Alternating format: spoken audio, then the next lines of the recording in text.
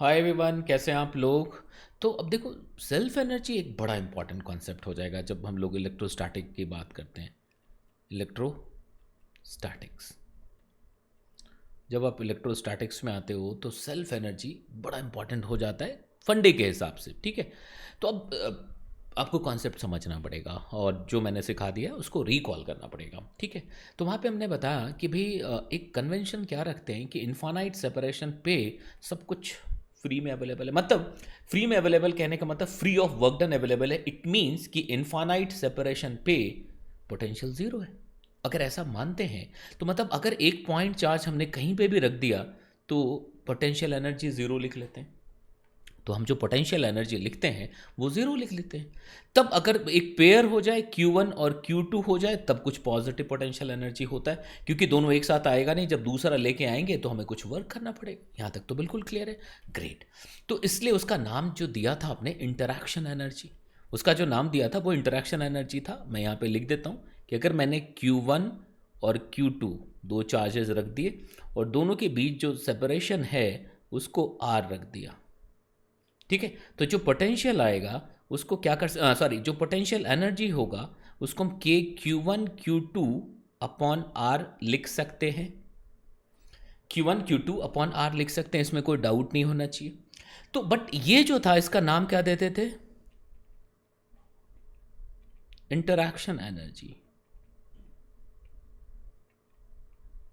अब इसमें बहुत सारी चीजें छुपी हुई हैं। ठीक है, ये मैंने क्यों लिखा अभी पता लगेगा। अब मैं आपको देता हूं एक शेल। मैं आपको क्या देता हूं? चार्ज्ड शेल, जिसके सरफेस पे चार्ज का डिस्ट्रीब्यूशन है। जिसके सरफेस पे चार्ज का डिस्ट्रीब्यूशन है।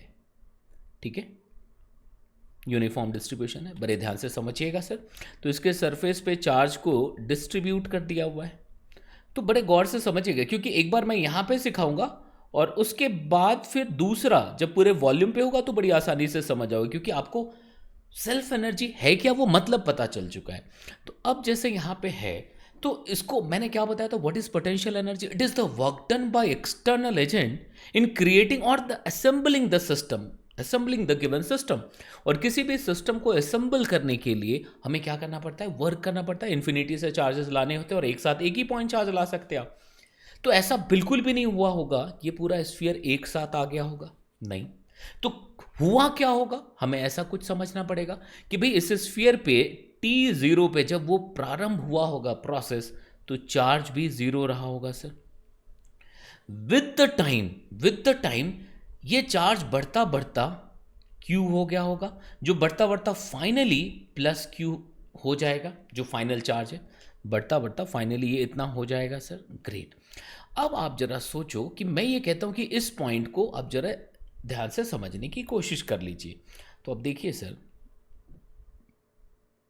ये देखिए, जब Q चार्ज था इस पे, स्मॉल चार्ज, मतलब process is still on, charges are being deposited. यहां तक बात समझ आ रही? तो अभी Q चार्ज लिख दिया सर, रेडियस तो एज यूजुअल आर होगा। तो इस टाइम पे आप देखोगे तो अगर मैं आपसे कहूं कि इस मोमेंट पे पोटेंशियल कितना हो जाएगा, तो अगर इस पॉइंट पे, इस मोमेंट पे बात करोगे तो जो पोटेंशियल होगा बेटा, वो पोटेंशियल ऑन द सरफेस के स्मॉल q अपॉन आर हो जाएगा, which is variable, which is quite variable. इसमें कोई पंगा ही नहीं है, क्योंकि यहां से क्लियरली दिख रहा है this potential is the function of q and q is variable. तो अब आप सोचो, एक चीज मैंने बताई थी आपको कि change in energy can be written as v into D Q. अगर पोटेंशियल गिवन हो और चेंज इन चार्ज दिया हो तो we can find change in energy of the system. अब आप देखो कि जब इस पे कोई चार्ज नहीं था तो इस सिस्टम की, मतलब उस शेल की एनर्जी भी जीरो थी सर। तो जब Q आ गया तो ये U फाइनल हो गया। तो U फाइनल पक्के तौर पे चेंज इन एनर्जी के बराबर ही होगा। Why? Because initial energy was zero. Why? Because the initial energy was zero. इसमें कोई प्रॉब्लम ही नहीं है। ग्रेट। तो अब अगर देखो, तो अगर मैं ये कहूं कि अभी इतना पोटेंशियल है, ये वेरिएबल है मान लिया, लेकिन अगर मैं कहूं कि नहीं जी मैं बहुत छोटा सा चार्ज लाना चाहता हूं इसके बाद, प्लस डी क्यू, क्या तुम मुझे अलाउ करोगे इस छोटे से डी क्यू के लिए वी को कांस्टेंट एज्यूम करने के लिए? कहोगे बड़े खुशी खुशी करिए, पूरी फिजिक्स में ये किया है तो कर लेते हैं ना। तो इस स्मॉल चार्ज के लिए, तो so for small change in charge, for small change in charge, for small change in charge, okay. अब अगर आप देखेंगे तो for small change in charge, change in corresponding change in energy would be V into D Q. ये मैं बता चुका हूँ फॉर्मूला, ये आता कैसे है ये सब कुछ बता चुके हैं आपको, कोई पंगा नहीं होना चाहिए सर इसमें, बिल्कुल क्लियर है। तो अब ये चेंज इन एनर्जी हो गया इस छोटे से चार्ज डी क्यू लाने के बाद। उस छोटे से चार्ज डी क्यू को जब आप लेके आए तो उस छोटे से चार्ज की वजह से, चेंज इन चार्ज की वजह से चेंज इन एनर्जी ये हो गया। तो अब अगर फाइनल चेंज अगर हमें लिखना हो, ठीक है, फाइनल एनर्जी लिखनी हो, तो देखो हम इसको इंटीग्रेट कर सकते हैं क्या? तो you final minus you initial. क्यों लिखा? ये बेसिकली यही था सर, डी यू को इंटीग्रेट कर देना इनिशियल टू फाइनल, और हमें पता है इनिशियल ज़ीरो है, हमें पता है कि इनिशियल जो है वो ज़ीरो है। अब मैं इसको क्या लिख सकता हूँ सर? K Q by R, potential into D Q, इसको इंटीग्रेट कर दोगे। अब कहाँ से कहाँ तक सर? ये इंटीग्रेट कहाँ से कहाँ तक होगा?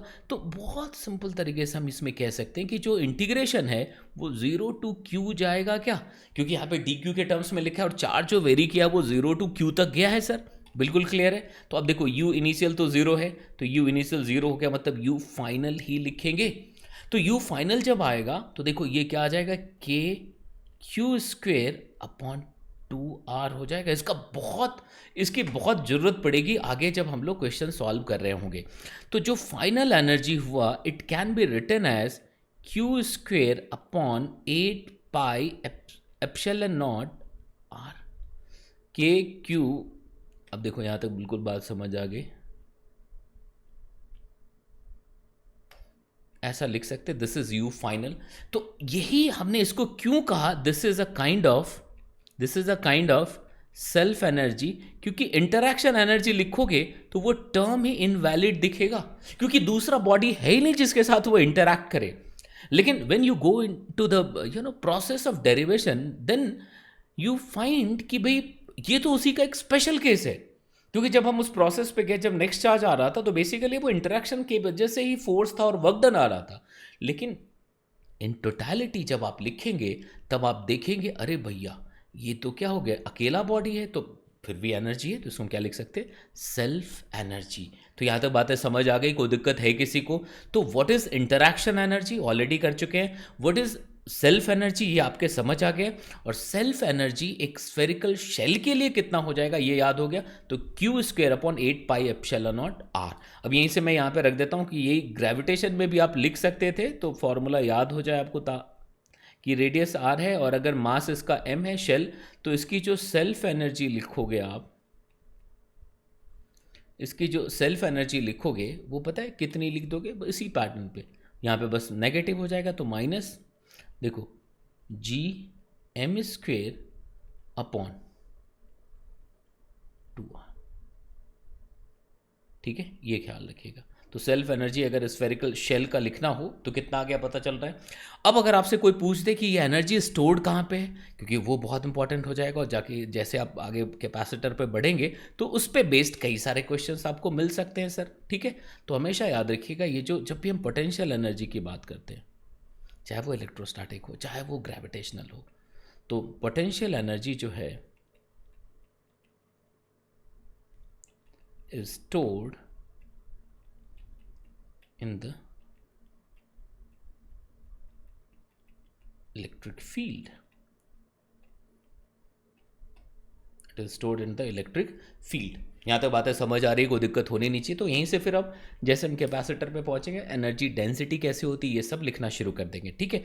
तो सेल्फ एनर्जी आपको समझ आ गया, जब हम शेल के लिए लिखते हैं तो क्या कितना होता है, बात बिल्कुल क्लियर है। तो अब इसके बाद मैं आपको अगले लेक्चर में बता दूंगा कि अगर पूरे वॉल्यूम पे चार्ज को डिस्ट्रीब्यूट कर दिया जाए तो सेल्फ एनर्जी कितना हो जाएगा, ठीक है। फिर उसके बाद एक दो बड़े प्यारे से सवाल इसमें एरोडोम में है, लेकिन उसके लिए कंडक्टर समझना जरूरी है कि भाई इंडक्शन क्या होता है। तो वो सारे पॉइंट समझाने के बाद फिर हम लोग आगे बढ़ेंगे, ठीक है। तो आई होप आपको बातें समझ आ रही है। तो अगर शेयर लाइक कर सकते हैं तो कर दीजिएगा, कुछ कमेंट भी लिखना चाहते हैं तो लिख दीजिएगा, और अगर आपने अभी तक सब्सक्राइब कर नहीं करने का गुनाह किया है तो उसको देख लीजिएगा, आपकी मर्ज़ी। ठीक है? चलिए मिलते हैं फिर।